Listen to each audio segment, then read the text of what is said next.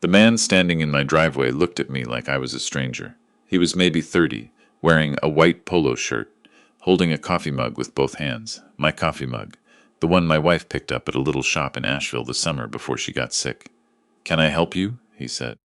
I stood there with my hand still on the door of my truck, staring at the house I'd built a life in for 31 years. The Bradford pear tree I planted when my son was born. The porch swing I'd hung myself with rope and a borrowed drill. The address numbers I'd screwed into the brick, slightly crooked, because my wife wouldn't let me take them down and redo them. "I live here," I said. He tilted his head. "Sir, I think you might have the wrong address." I didn't have the wrong address. Let me back up. My name is Howard Greer. I turned 64 last March. I spent 32 years as a machinist at a tool and die plant outside of Dayton, Ohio, the kind of work that leaves you with bad knees, grease under your fingernails that never fully scrubs out, and a sense that you earned everything you have one slow hour at a time. My wife, Pauline, passed from ovarian cancer 6 years ago. We had one child together, a son. He's 37 now. Lives about 40 minutes from the house I'm talking about. After Pauline died, my son started coming around more. That was a good thing at first. He'd bring food sometimes. His wife came with him occasionally. She was cordial but quiet, the kind of quiet that made you feel like you were being measured and hadn't been told the score yet. About 2 years ago, they started asking questions about the house. Nothing direct, just comments. "Dad, this place is a lot to keep up, isn't it? Or you ever think about what you'd do with all this space?" I'm 62, not 92. I kept the gutters clean. I mowed my own lawn. I didn't need the square footage explained to me. But I let it go, because that's what you do when you love your kid. You let things go. Then, 18 months ago, I fell. Not a dramatic fall. Nothing cinematic about it.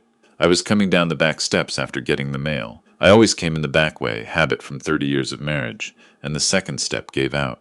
Dry rot. I'd been meaning to fix it for months. I went down hard, hit the concrete patio, and the next thing I knew I was looking up at the sky wondering why I couldn't feel my left arm. I was in surgery by noon. A ruptured spleen, 3 cracked ribs, a fractured collarbone, and what the doctor called a significant head injury. The head injury is the part that matters for this story. I was unconscious for 11 days. Not a coma the way you see in movies, where someone just looks like they're sleeping. I've been told I was agitated, that I'd sometimes try to pull out the tubes, that I'd say things that didn't make sense. I don't remember any of it. My world during those 11 days was nothing. Not black, not quiet, just gone, like someone had simply removed that stretch of time from my life without asking. When I came back, my son was sitting in the chair next to my bed. I was glad to see him. I really was. He looked tired, which I understood. He took my hand when I reached for him and said, "You scared us, Dad." I told him I was sorry. Then I asked if he'd been taking care of the house while I was out. He said yes. He said everything was fine. He said not to worry about anything, just focus on getting better. I believed him. Of course I did. He was my son. I spent 3 more weeks in the hospital, then another week in a short-term rehab facility. The rehab place was fine. Nothing fancy, but the physical therapist was patient with me, a young woman named Kira, who had the kind of relentless cheerfulness that should be annoying but somehow wasn't. She got me walking properly again. My son visited twice during that stretch.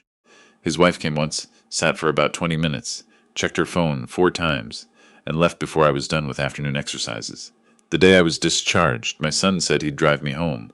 We didn't talk much in the car. He had the radio on, some talk station. The familiar roads started showing up outside the window, and I felt the particular relief that comes from being close to your own bed, your own kitchen, the particular creak of your own floors. He pulled into the driveway. My truck was still there, which surprised me. I'd half expected it to have been towed. We walked to the front door. He didn't use a key. He knocked. The man in the white polo shirt opened the door. "He's here," my son said to the man. Not to me. To him. I looked at my son. He wasn't looking at me. The man stepped aside, and I walked into my own living room, and nothing in it was mine. The furniture was different. The pictures on the wall were different. The rug my wife bought at an estate sale in 2009, the one she always said looked like it belonged in a French farmhouse, was gone. Someone had repainted the accent wall. They'd changed it from the dark green Pauline had agonized over for 3 weekends to a shade of gray that looked like the inside of an office building. "What is this?" I said. My son finally looked at me. He had an expression I'd seen on him as a teenager when he'd done something wrong. a kind of preemptive defensiveness, like he was already arguing against whatever I was about to say. We needed to make some decisions while you were recovering, Dad. What decisions? You were in the hospital. We didn't know what was going to happen. We had to be practical. What decisions? I said again. He told me then. He and his wife had decided the house was too much for me to manage alone. They'd found a buyer, a colleague of his wife's brother, as it turned out, and they'd moved quickly because the man had cash and was ready to close fast. They'd used the medical power of attorney I'd signed after Pauline died to facilitate the transaction.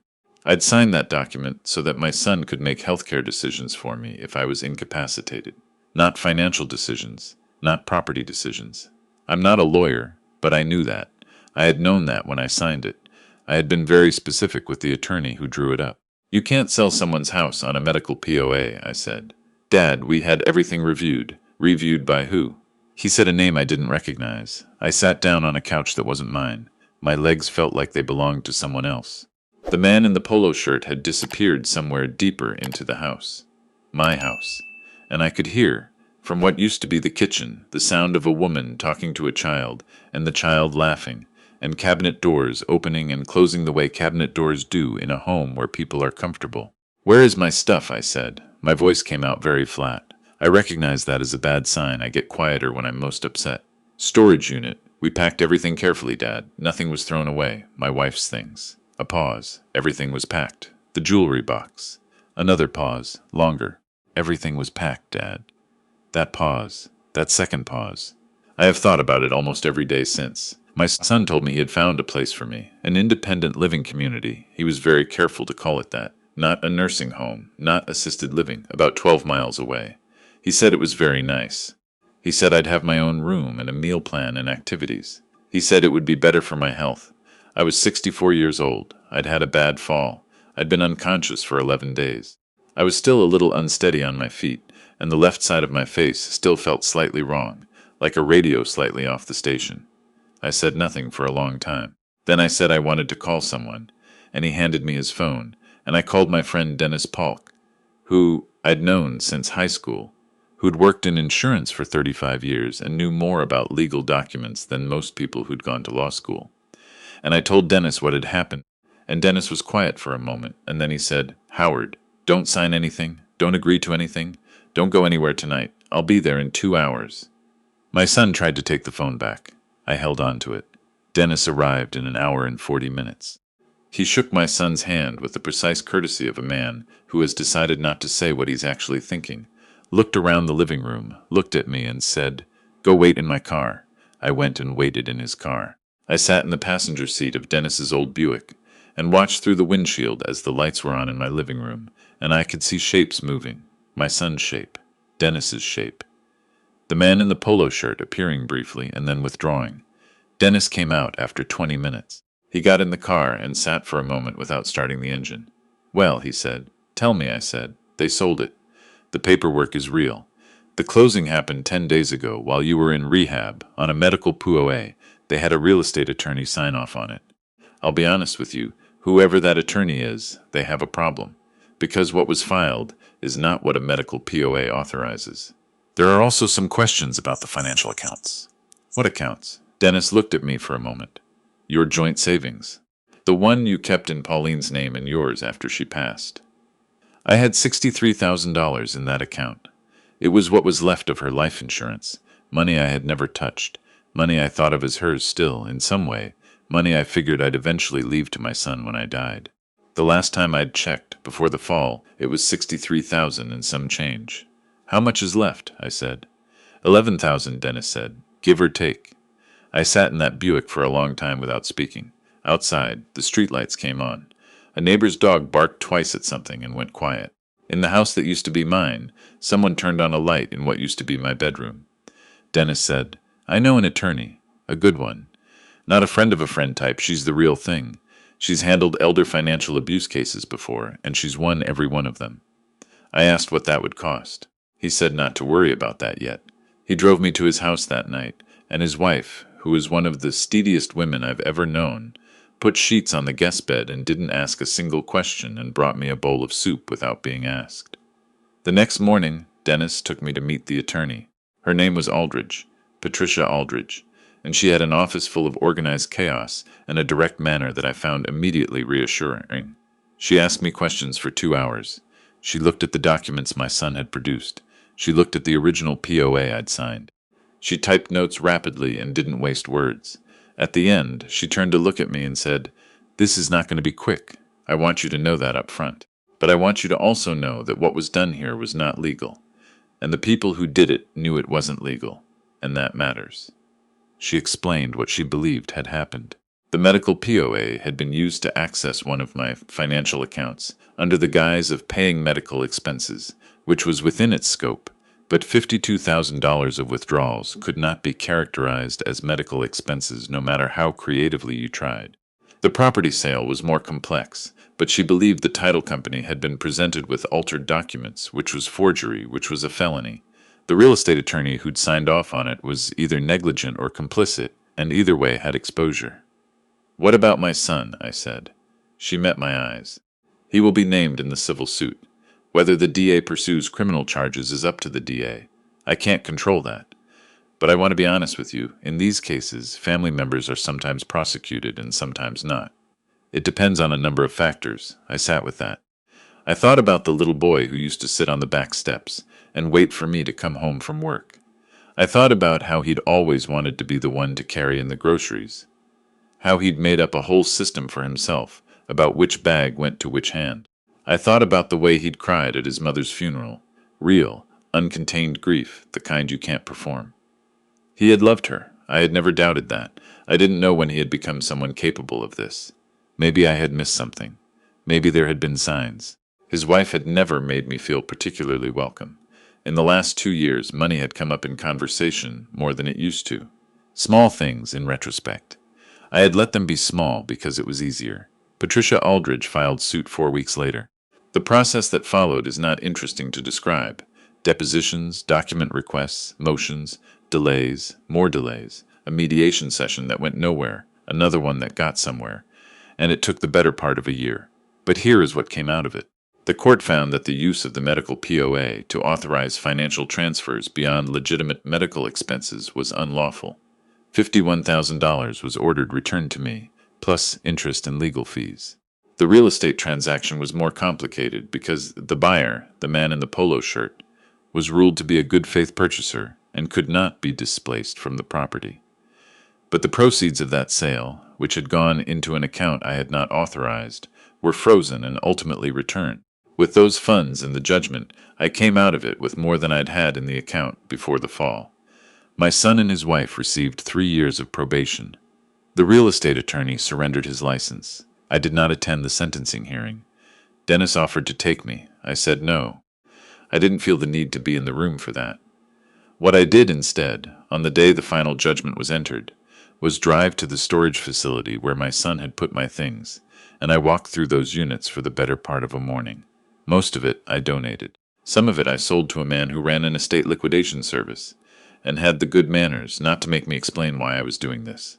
A few things I kept. The French farmhouse rug, a box of Pauline's books, the ones with her handwriting in the margins, the photograph of the two of us on the Oregon coast, 1994, the one where she's laughing at something off camera, and I'm looking at her instead of the ocean. The jewelry box was there. It was in a box labeled Misk Bedroom in handwriting I didn't recognize. His wife's, I assumed. I opened it slowly. Pauline's mother's pearls were there. The gold bracelet I gave her for our 20th anniversary. The small diamond earrings she'd worn to both of our son's school events, because she said they were the right earrings for everything important. The engagement ring was not there. I stood in that storage unit for a while. Then I put the jewelry box in my truck, drove to a jeweler Dennis recommended, and asked them to track the ring's provenance if they could. They couldn't, not definitively. Vintage rings are difficult. But the woman behind the counter was kind about it. I left my number. 3 weeks later, she called. A ring matching the description had come through a different shop in the city. Sold by a woman matching my daughter-in-law's description. The shop still had it. I bought it back. It cost me $420, which I didn't resent exactly, though I noted it. I don't know what I'll do with it. It sits in the jewelry box with the rest of Pauline's things, which sit in the spare room of the place I'm renting now. A small house, 2 bedrooms, a yard with an old maple tree that drops leaves in a particular way in October that makes it worth waking up in the morning. I thought about buying something larger. I have the money now. But I've noticed since all of this that I don't need very much. I need the rug. I need Pauline's books. I need the photograph from Oregon. I need the maple tree. I need Dennis and his wife, who have had me for dinner more times in the past year than I can count. I need Kira, my old physical therapist, who I ran into at the grocery store 6 months after rehab, and who invited me to the walking group she'd started for people in their 60s, which I now attend every Tuesday and Thursday morning like it's a religion. I have not spoken to my son since the mediation. He sent a letter, through the attorney, asking if we could talk. The letter had the careful, considered language of something that had been revised many times. There was an apology in it, though the apology was phrased in a way that kept the responsibility at arm's length. I know that things happen that hurt you, rather than I did things that hurt you. I've spent enough years around that kind of language to recognize it.